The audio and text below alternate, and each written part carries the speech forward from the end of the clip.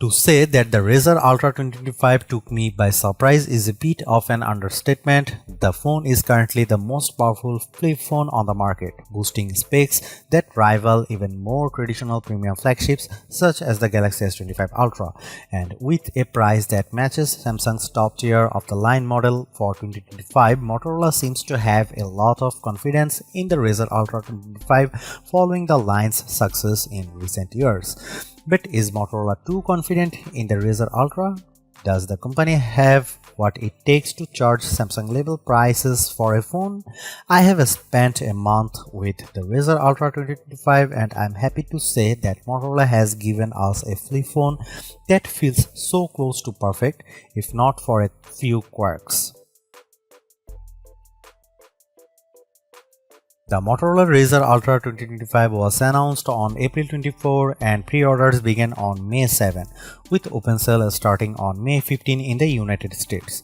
Two configurations are available: 16GB plus 512GB, which cost is $1,299 and 16GB plus 1TB, which cost around $499.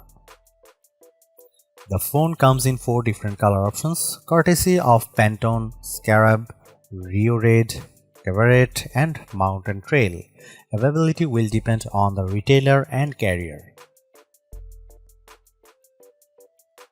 If you have followed the Razr series for the past few years, then the design of the Razr Ultra 2025 shouldn't surprise you. It looks nearly identical to its predecessor, which in the case would be the Razr Plus 2024, sporting the same curved frame, rounded corners and massive cover panel. The difference lies in the slightly larger display size, the new materials on the back, and the IP48 water and dust resistance for improved durability. The Razr Ultra 2025 color options are quite interesting this year as Motorola continues to move away from muted shades.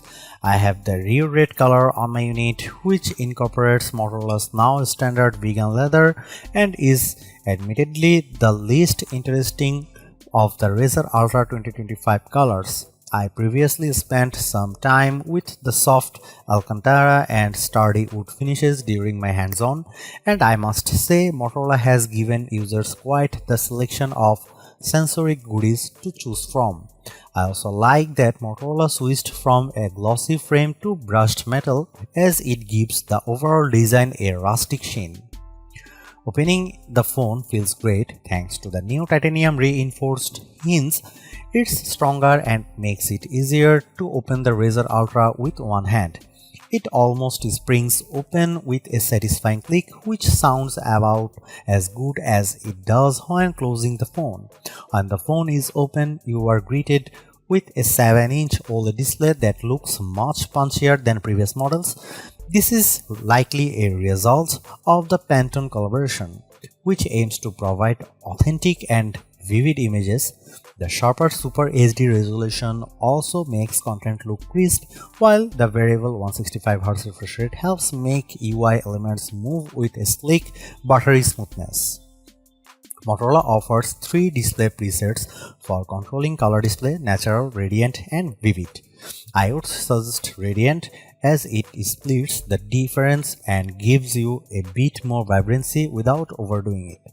There are also a few settings for eye protection, including flicker prevention for users with PWM sensitivity, which is nice to see as Motorola continues improving the overall quality of its displays. The Razr Ultra 2025 is powered by the Snapdragon 8 Elite, making it the first flip phone to feature this chipset. Coupled with 16GB of RAM, it theoretically surpasses other flagships, at least on paper. It may seem like overkill, and it probably is, but the result is the kind of performance you'd expect from a top-tier flagship phone, as I experienced no lag or hiccups in my use. Unfortunately, the Geekbench 6 scores don't really reflect this. It scores lower than the last year's Z Flip 6 and Razr Plus 24 in single-core tests, although it performs significantly better in multi-core tests. My guess is that Motorola may have adjusted the clock speed of the prime cores to help with thermal management, as flip phones tend to get quite warm in the top half when overworked. I don't put much stock in benchmark tests, and my real-world use of the phone has proven to be quite exceptional. That said, if you do care, then it's certainly something to consider. The rather large 4700 mAh battery should help offset the more powerful chipset and high-resolution display. So far, I have no complaints about battery life, and the phone can easily get me through the day, although I haven't managed to get much more than that. Will usually have to top up while I sleep. Fortunately, power users will appreciate the 68-watt charging, which fully charges the phone in approximately 40 minutes. Although I haven't been able to test out the top 30-watt wireless charging speed, as all of my chargers top out at 15 watt, it is good to see a company in the US moving the needle on charging speeds aside from OnePlus. The Razr Ultra 2025 runs Android 15 and will receive 3 OS upgrades and 4 years of security updates, which notably falls behind other flagship competitors. The latest version of Hello UX isn't significantly different from Motorola's Android 14 software, although it incorporates several Motorola or Razr specific features throughout. Motorola has packed as much as AI possible into its Moto AI software, which after some feedback from early testers feels significantly better than last year's beta, with more easily accessible features that can be found in the dedicated Moto AI app. For example, notification summaries are available with the click of a button and are now actionable, and thanks to Perplexity integration, Moto AI will pull up contextual actions based on whatever on your screen when you trigger it, similar in a way to Gemini. Image Studio and Playlist Studio are fun ways to utilize AI to generate images and context-based music playlists, although the latter is currently limited to Amazon Music, which I imagine won't be of much benefit to many people. The Razr still features Gemini and some Google AI features to complement Moto AI, and unlike Galaxy AI, Moto AI isn't injected into every aspect of the OS, which some may find refreshing. That said, there are several ways to trigger it, including the new dedicated AI button and double tapping the back of the phone. One of the coolest features is Look and Talk, which triggers Moto AI by simply looking at the Razr while in tent or stand mode. You can immediately start talking to it and ask follow-up questions, although you'll have to wait until it's done speaking or press the mic icon to interrupt it. It's not as seamless as Gemini Live, which allows you to interrupt and mid-sentence, and I hope Motorola will enable this feature in future updates. Aside from Look and Talk, triggering Moto AI regularly doesn't immediately let you talk to it, which feels like a missed opportunity. You have to tap the mic icon, which adds an unnecessary extra step to the process. Moto AI also isn't as fast as Gemini when answering questions, which can be a little frustrating in an age when consumers expect immediate information. The AI key is also a missed opportunity, as it feels severely limited when compared to other implementations of AI buttons. Hopefully, Motorola will allow more customization here, because it could become a very useful hardware feature. Overall, I think Motorola's overall AI execution could use some work, while we can explore topics further with the Perplexity integration. I would like to see this type of visibility extended to other AI models that consumers are likely more familiar with, such as Copilot, Meta AI, or Gemini. Fortunately, if Moto AI isn't for you, it's easy enough to ignore it and stick to using Gemini, which is my go-to.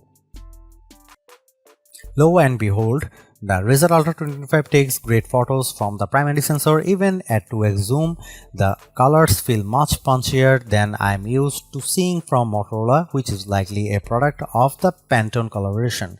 Dynamic range also feels improved during the day, with better handling of low light and nighttime images. The result is images that feel more Samsung in terms of color and saturation, while the added depth and definition remind me a bit of a Pixel. I wouldn't say image quality is anywhere near the impressive quality of the cameras on Oppo, OnePlus or Vivo phones, but so far I feel pretty confident that the Razr Ultra 2025 can compete fairly comfortably among the best Android cameras.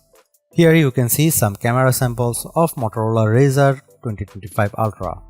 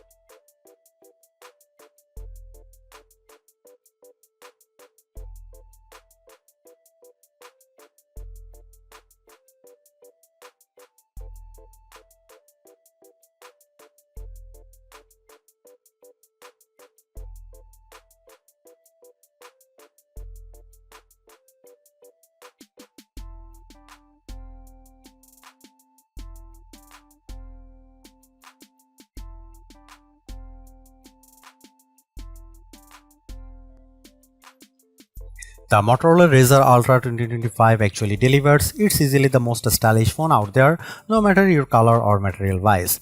It's also finally caught up to the big players with zippy performance, stellar battery life, and cameras that are no longer just an afterthought. That astonishing cover display seals the deal, making this phone more than the sum of its undeniably snazzy parts.